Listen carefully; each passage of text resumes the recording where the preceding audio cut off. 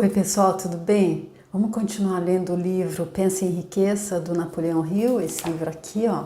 Esse livro que nós estamos no final, eu já deu mais de 20 vídeos, eu tô fazendo uma série, uma playlist com esse livro, que foi uma indicação do Earl Nightingale quando eu fiz a série com o livro dele, O Estranho Segredo.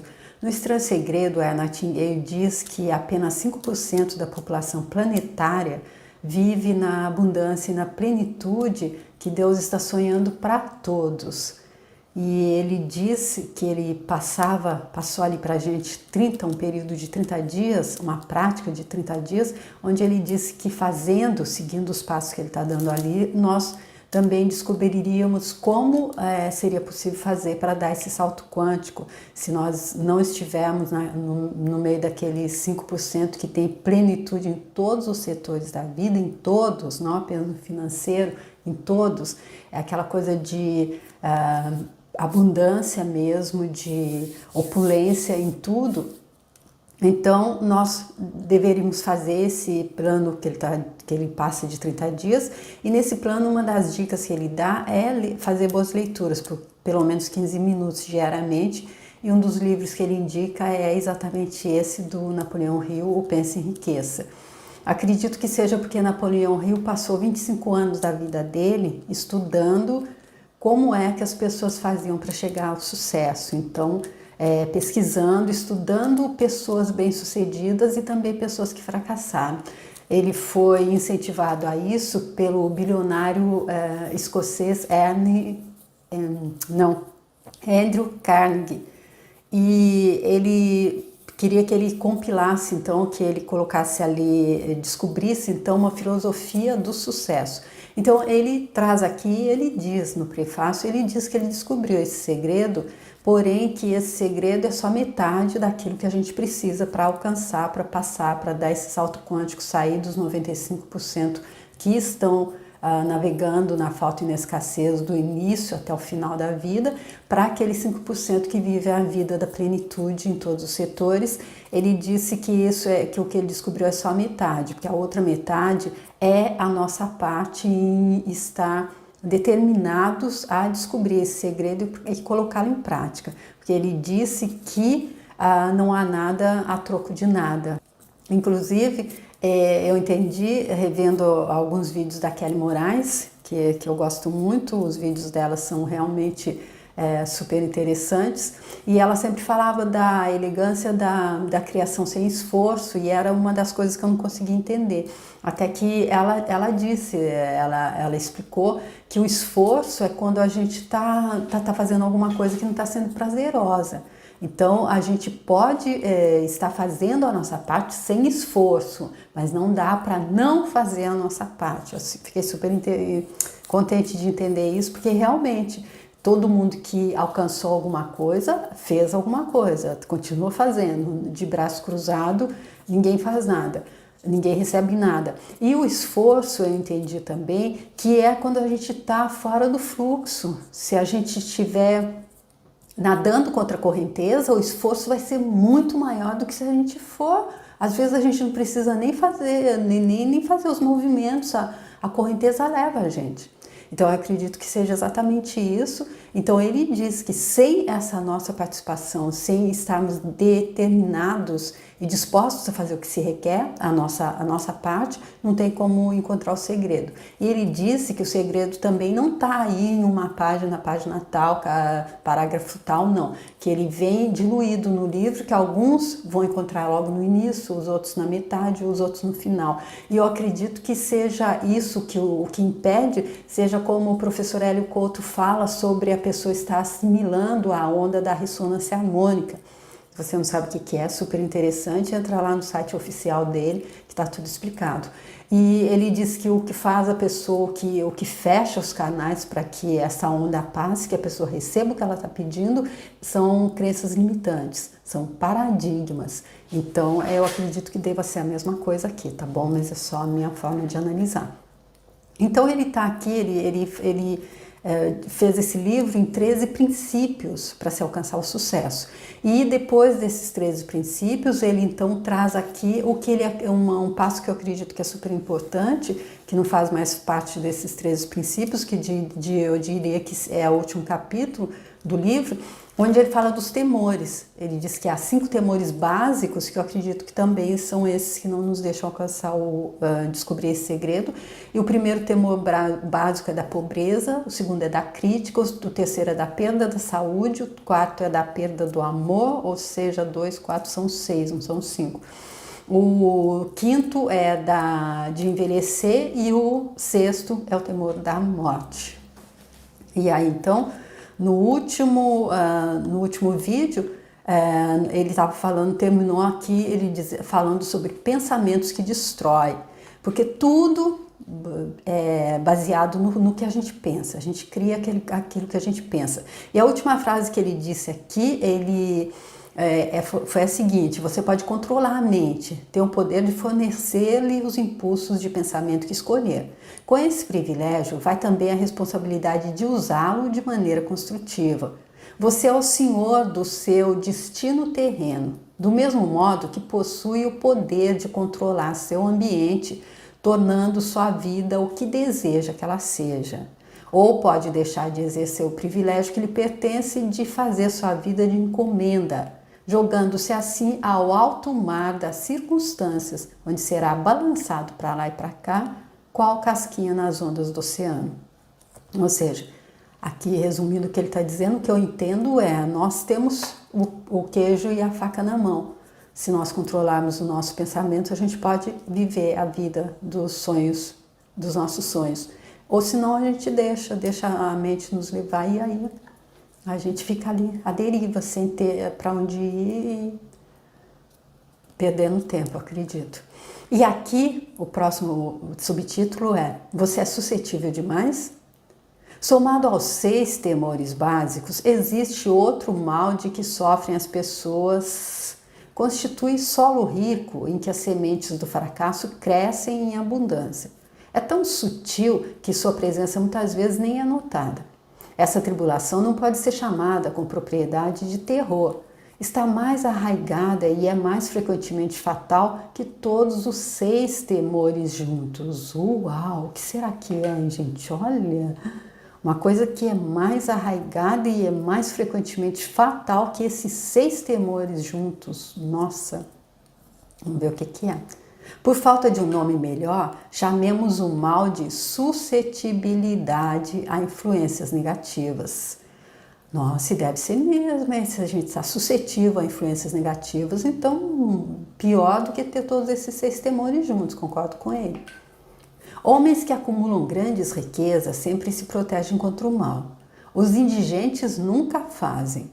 Os que obtêm êxito em qualquer profissão devem preparar a mente para resistir ao mal. Se você está estudando esta filosofia com o intuito de acumular riquezas, examine-se com cuidado para determinar se é suscetível a influências negativas. Se negligenciar essa autoanálise, perderá o direito de alcançar o objeto de seus desejos. Então, olha aqui, ele está nos desafiando a fazer, então, aqui uma autoanálise que vai dizer se nós somos suscetíveis a influências negativas. Eu acredito que nós somos suscetíveis a influências negativas quando nós estamos na mesma frequência dessas influências. Faça uma análise perscrutadora. Depois de ler as perguntas preparadas para a autoanálise, atenha-se a um balanço estrito nas respostas. Enfrente a tarefa com o mesmo cuidado com que vasculharia a presença de outro inimigo, que o estivesse esperando numa armadilha, e saiba lidar com as próprias falhas, como o faria com um inimigo mais tangível. Você pode facilmente se proteger contra assaltantes de estrada, porque a lei fornece cooperação organizada a seu favor. Mas esse 7º mal básico, isso está em negrito entre aspas, é mais difícil de dominar porque o ataca quando você nem lhe percebe a presença. Enquanto você dorme e enquanto está desperto, A arma que usa é intangível, porque consiste apenas de um estado de espírito.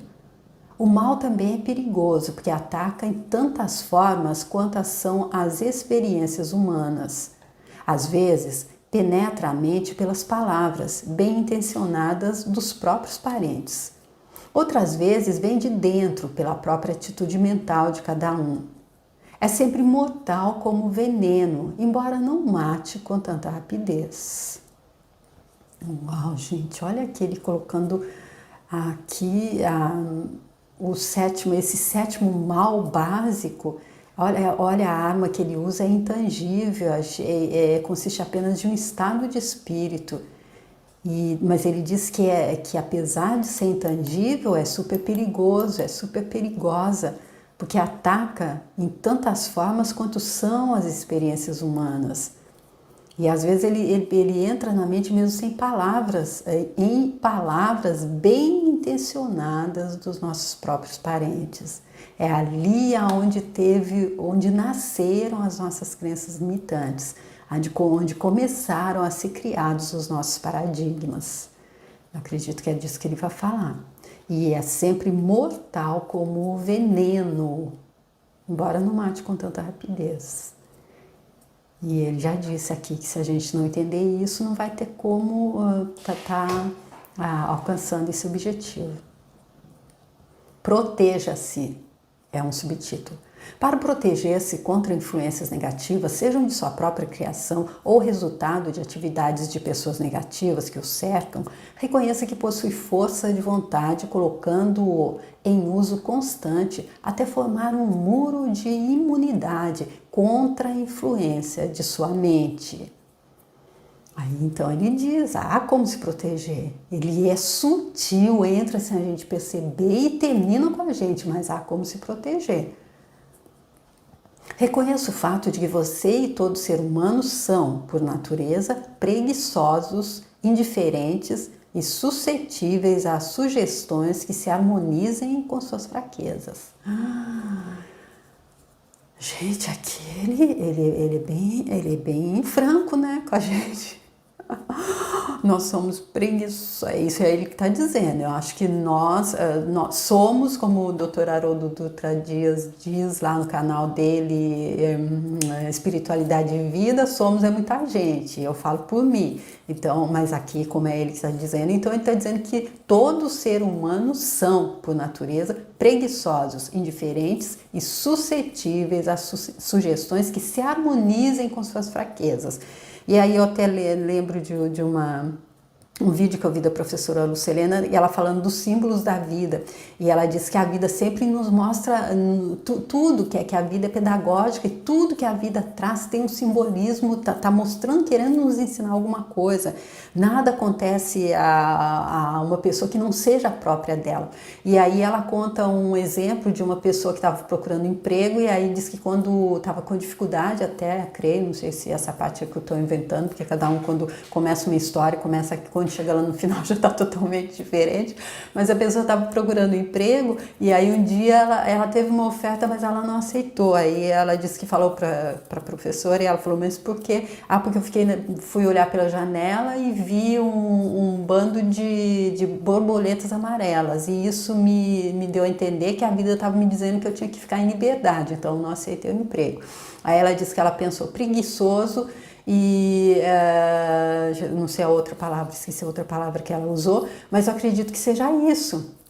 Ele está dizendo, por natureza, nós somos preguiçosos, indiferentes e suscetíveis às sugestões que se harmonizam com as nossas fraquezas. Se a gente não está afim de trabalhar, mas a gente quer dizer, é a vida que não quer que eu trabalhe, esse sinal que a vida está me dando é porque eu fico em casa mesmo, assim, eu posso dormir até meio-dia, depois de ter ido dormir na noite anterior às 3 da manhã, depois de ter ficado vendo todas o final daquela série da Netflix. Então, é isso que eu acredito que ele está dizendo aqui. Isso é da natureza humana, é Napoleão Hill que está dizendo. Reconheça que você é suscetível, por natureza, aos 6 temores básicos, adquirindo hábitos que combatam tais temores. Reconheça que influências negativas muitas vezes se exercem sobre seu subconsciente, o que torna difícil captá-las E conserve a mente fechada contra as pessoas que o deprimem ou desanimam de algum modo. Ele aqui então entendendo e explicando para a gente como que é. Primeiro a gente tem que reconhecer, é o que o Ho'oponopono diz, Ho'oponopono da identidade própria.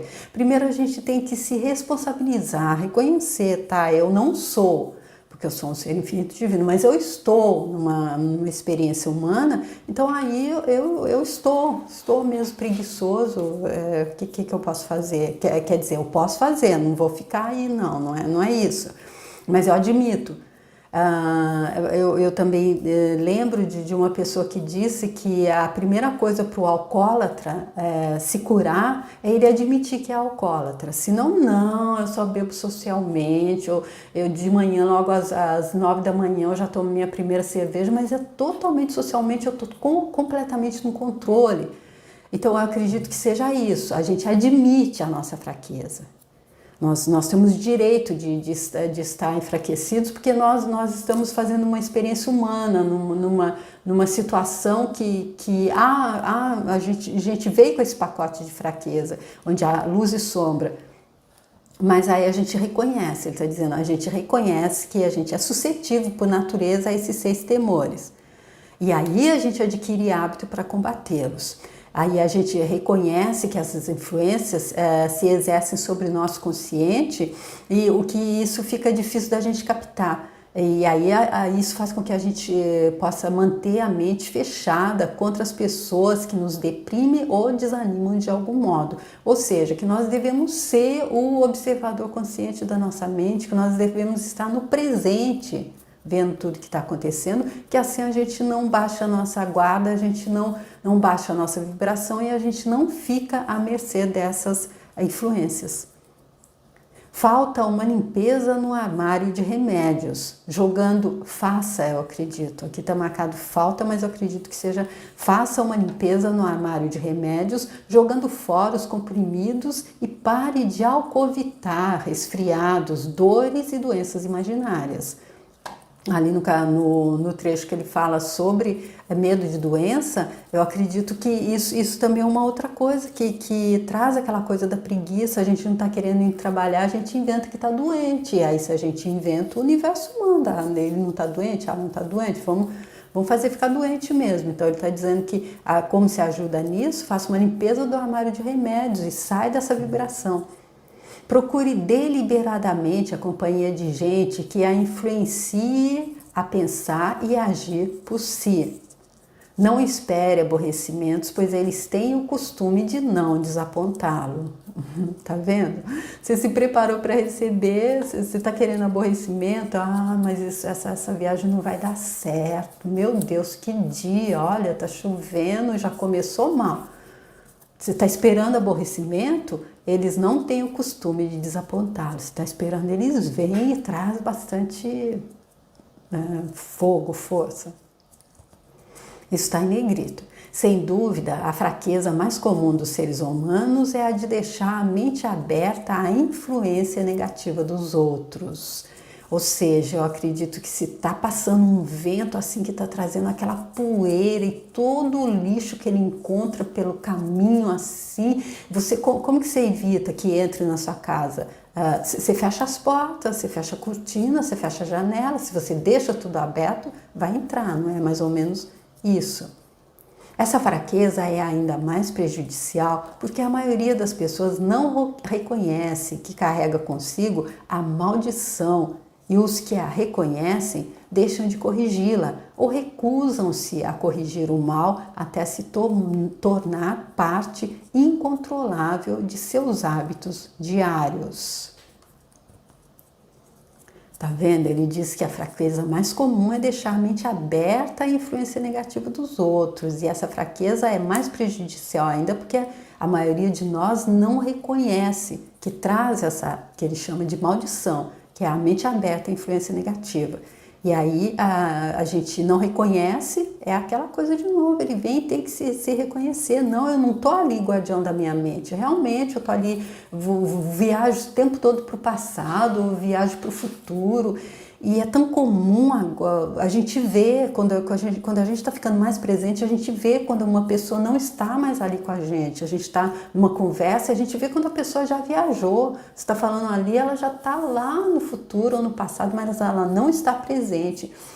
E aí a mente dela tá aberta, talvez ela esteja até apreciando aquilo que está entrando. E aí, então, se a gente não reconhece, a gente deixa de corrigir ou se recusa a corrigir o mal até se tornar parte incontrolável dos nossos hábitos diários.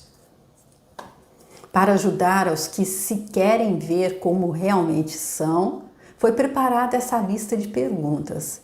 Leia-as e dê as respostas em voz alta, para que possa ouvir a própria voz. Isso lhe facilitará ser franco consigo mesmo. Bora lá então para as perguntas, gente. Sei não, hein?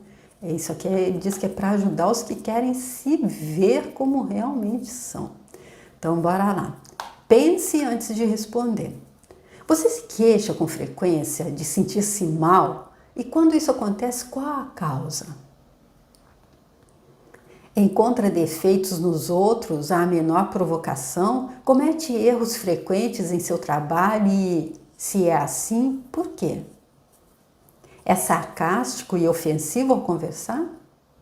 Evita deliberadamente a companhia de qualquer pessoa e, sendo assim, por quê? Sofre muito de indigestão? Se sofre, qual a causa? A vida lhe parece fútil e o futuro sem esperança?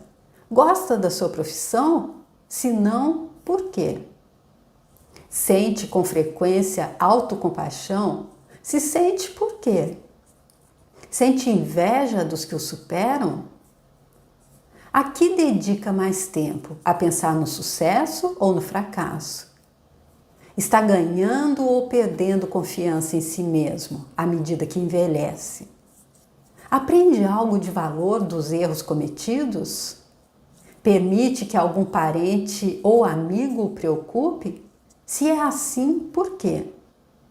Acontece às vezes estar nas nuvens e outras vezes nas profundezas do desespero?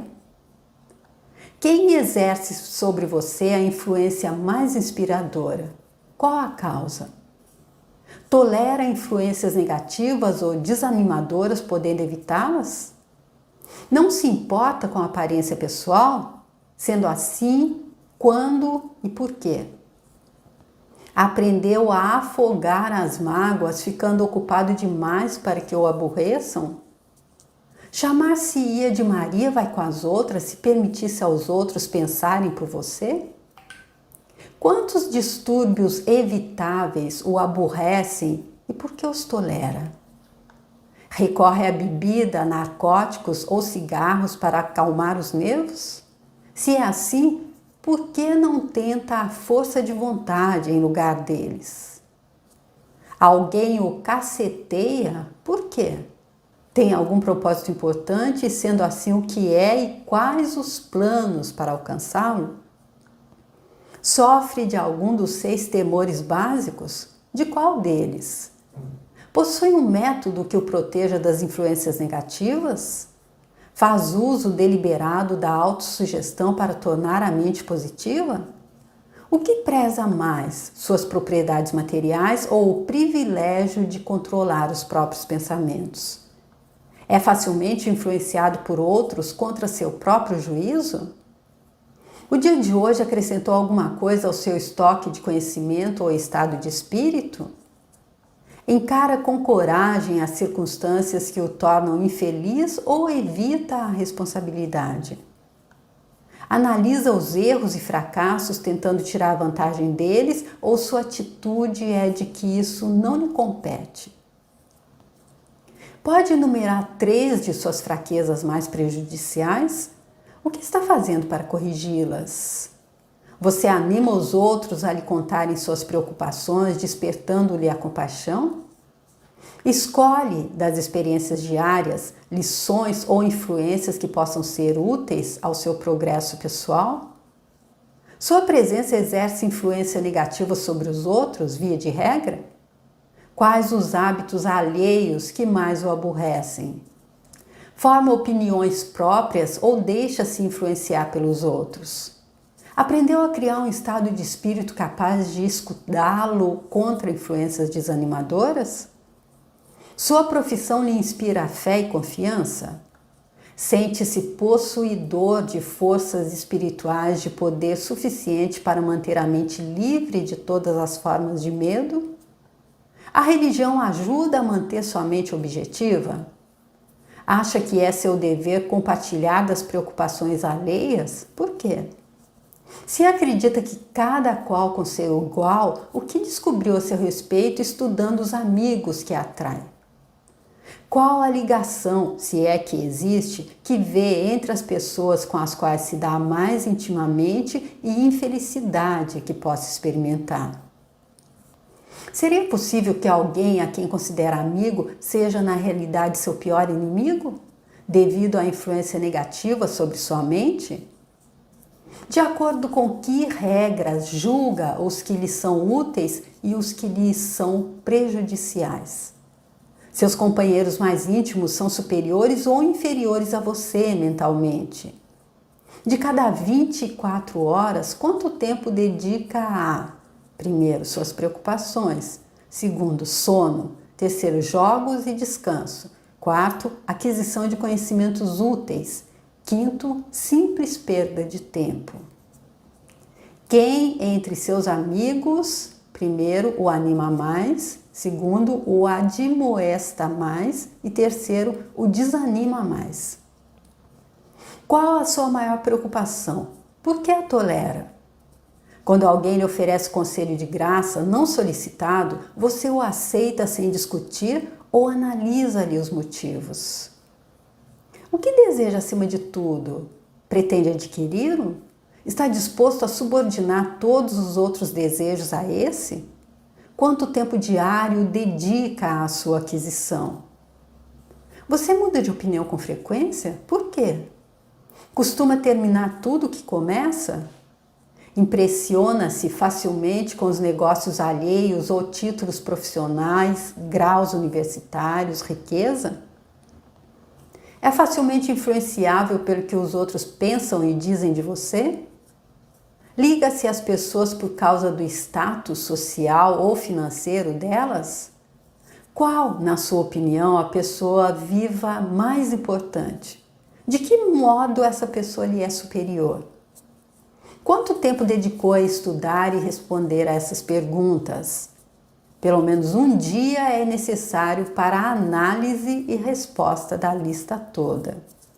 Então aqui ele concluiu a fase das perguntinhas, que nem o professor Hélio Couto diz, e uau! Com essas perguntas aí ele aperta a gente sem abraçar, né? Olha que tem que ser feito ali com bastante de boa vontade para ser realmente sincero com a gente, olhando ali, vou fazer na frente do espelho, olhando nos olhos realmente.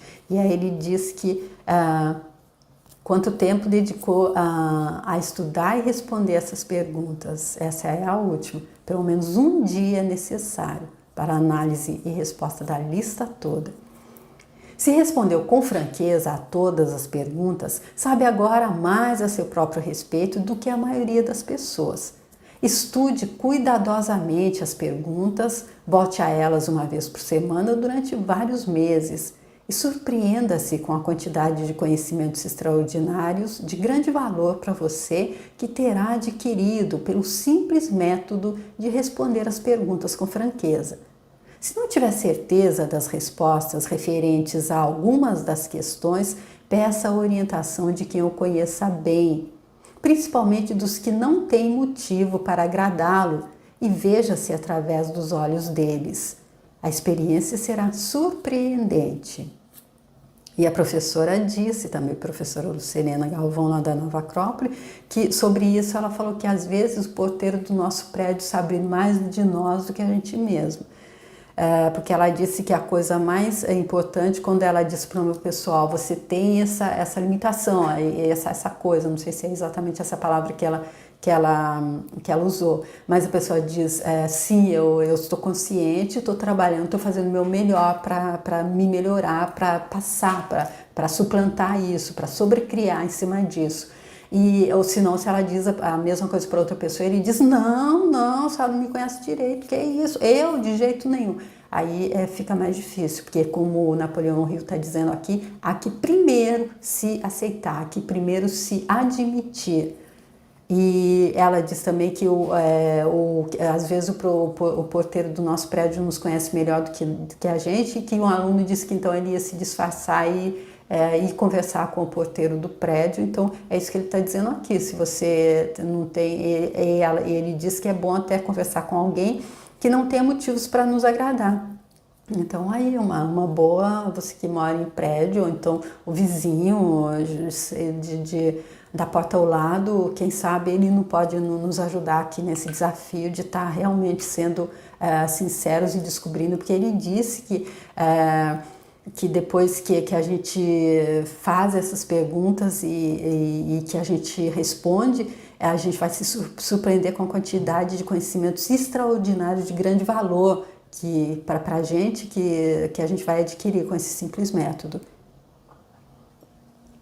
Ou seja, como aquilo que o Dr. Hewlett do Ho'oponopono diz, a primeira coisa de vital importância é nos conhecer, a nós próprios, verdade, quem sou eu? E essa é uma forma que o Napoleão Hill então está trazendo aqui para a gente entender quem somos nós. E aqui um outro subtítulo é a diferença que o controle mental faz. Você só tem controle absoluto sobre uma coisa, seus pensamentos. Ele já disse isso, ele repete, ele não fica assim envergonhado de repetir tanto. Acho que ele quer realmente que a gente entenda isso. Esse é o fato mais significativo e inspirador que se conhece. Reflete a natureza divina do homem. Essa prerrogativa divina é o único meio pelo qual você pode controlar seu destino. Se você não conseguir controlar a mente, esteja certo de que não pode controlar mais nada.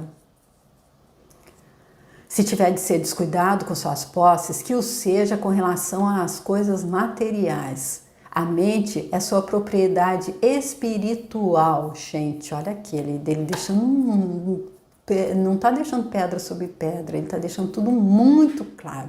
Se a gente não entender até o final do livro, é porque realmente deixa para a próxima.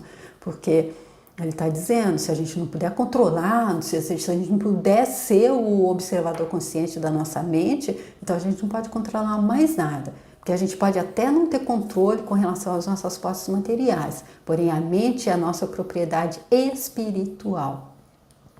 Proteja-a e use-a com cuidado, que a propriedade divina merece.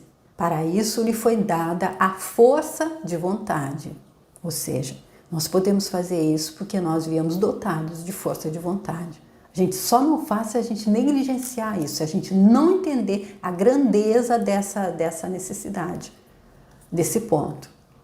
Infelizmente, não há proteção legal contra os que intencionalmente ou por ignorância envenenam a mente alheia por sugestão negativa. Esse tipo de destruição deveria ser punível por meio de pesadas penalidades legais, porque pode, e o faz muitas vezes, destruir as oportunidades de alguém adquirir coisas materiais protegidas por lei.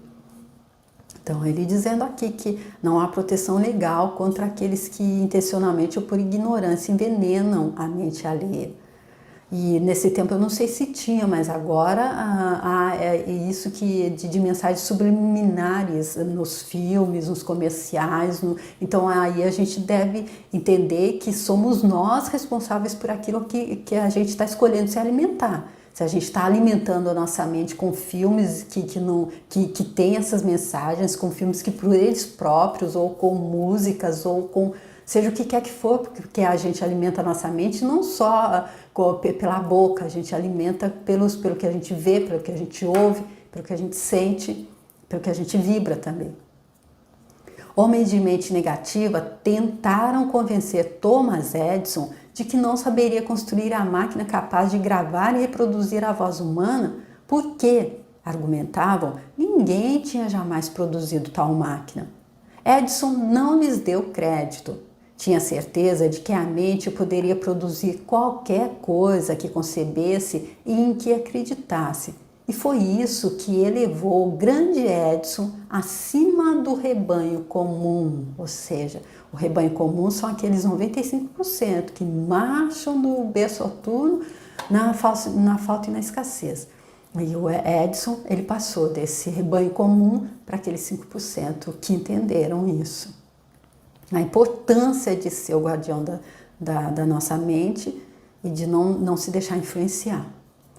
Homens de mente negativa disseram a F.W. Woolworth que iria à falência, tentando dirigir uma loja de R$2.000. Não lhes deu confiança, sabia que faria qualquer coisa razoável se baseasse os planos na fé, exercendo o direito de impedir que sugestões negativas alheias lhe penetrassem a mente. Empilhou uma fortuna de mais de 100 milhões de dólares. E aqui eu entendo porque o Earl Nightingale e o Napoleão Hill mesmo, nesse livro, ele disse isso também. Diz que nós devemos, enquanto a gente tiver um plano para a realização do nosso desejo, não jogar aos ventos, não contar para todo mundo, porque aí a gente já evita essa parte da pessoa querer nos fazer desistir. E aí, se a gente não souber resistir, pronto, já era. Gente incrédula zombava com desprezo de Henry Ford quando esse experimentou o primeiro automóvel rusticamente construído nas ruas de Detroit. Alguns afirmavam que a coisa nunca se tornaria prática. Outros diziam que ninguém daria dinheiro por uma geringonça daquelas. Ford proclamou: "Secarei a terra de automóveis seguros." Foi o que fez. Para beneficiar os que procuram vastas riquezas, que seja lembrado que a única diferença entre Henry Ford e a maioria dos que trabalham é essa: Ford tinha a mente e controlava-a. Outros as têm, mas não tentam controlá-la. Ou seja, ele fazia o que se requer. O trabalho aqui, eu acredito que se a gente fizer o controle mental, o restante do universo faz por nós, acredito. Controle mental é resultado de alta disciplina e hábito. Ou você controla a mente ou ela te controla. Não há meio termo. O método mais prático de controlar a mente é o hábito de manter-se ocupado com propósito definido, apoiado em um plano definido. Estude a história de qualquer homem que tenha alcançado sucesso notável e observará que ele tem controle sobre a mente, além de exercer o controle e dirigi-lo para a realização de objetivos definidos. Sem esse controle, o sucesso não é possível. Em várias partes do livro ele dá esses ultimatos, ele bate o martelo. Olha, sem isso, mas sempre o básico é isso, controle mental. Controle mental porque a emoção começa no pensamento, então até aquela pessoa que ficou totalmente descontrolado emocionalmente, acabou até matando alguém, começou no pensamento. Então é o controle do pensamento, ou você controla a mente ou ela te controla. Não há meio termo, ele está dizendo. E o método mais prático para isso ele é o hábito de se manter ocupado com um propósito definido. E aí ele volta ali, ele diz que a primeira coisa é se ter um desejo, que deve se tornar uma obsessão, depois é um propósito definido, apoiado em um plano definido, tem que se ter um plano também. Aí a gente mostra tudo isso para o universo e a gente passa o tempo ocupado com isso, e aí a gente não tem tempo de ficar viajando para o passado ou para o futuro e de ficar abaixando a nossa vibração para ficar suscetível às influências negativas que vêm de outras mentes. Ao contrário, como ele já disse, nós temos que nos, como que diz, que nos ligar a mentes mais evoluídas que a nossa, a mentes superiores, como ele disse, que ele já falou aí no passado, que ele faz mesmo a reunião com os conselheiros virtuais dele, os conselheiros invisíveis, onde ele elegeu 9 pessoas que ele acreditava que tinha a mente bem mais ampla de conhecimento que a dele, e ele fazia essas reuniões com eles durante vários anos. Então ele está passando aqui tudo, gente, eu acredito. Nossa, que livro, que livrão.